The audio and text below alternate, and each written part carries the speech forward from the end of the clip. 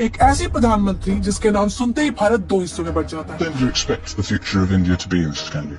Well, the future of India is for us to decide, and we will fight it out in India.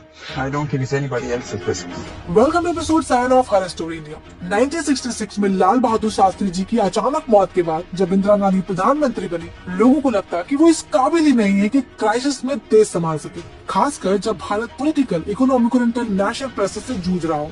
पर इंदिरा गांधी शांत रहने वाले नहीं थे। अपने बोल्ड स्टेप से सबको चुप करा दिया। उस समय भारत भुखमरी से जूझ रहा था क्योंकि फूड के लिए इंडिया दूसरे कंट्रीज पर डिपेंडेंट था।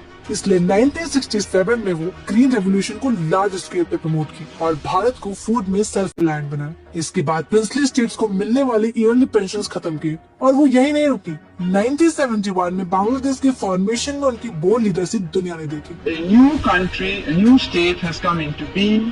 Its name is Bangladesh. इसके अलावा सुपर पावर कंट्रीज के प्रेशर के बावजूद भी 1974 में उन्होंने भारत में पहला न्यूक्लियर टेस्ट सक्सेसफुली कंडक्ट करवाया, जिससे भारत भी एक न्यूक्लियर पावर्ड कंट्री बन सका। लेकिन उनका 1975 के इमरजेंसी का फैसला, जिसमें सिविल लिबर्टी सस्पेंड हुई, मास अरेस्ट हुआ, मीडिया सेंसरशिप उनके पर्सनालिटी पे एक बड़ा दाग छोड़ गया। ये सच है कि इंदिरा गांधी परफेक्ट नहीं थी। कुछ लोगों ने तानाशाह कहा तो कुछ ने आयरन लेडी, कुछ के लिए वो डेमोक्रेसी पर दाग थी तो कुछ के लिए भारत की सबसे स्ट्रॉन्ग लीडर। पर एक बात तो सच है, जब देश सबसे कठिन दौर से गुजर रहा था, इंदिरा गांधी भारत के लिए एक स्ट्रॉन्ग लीडर के रूप में खड़ी है।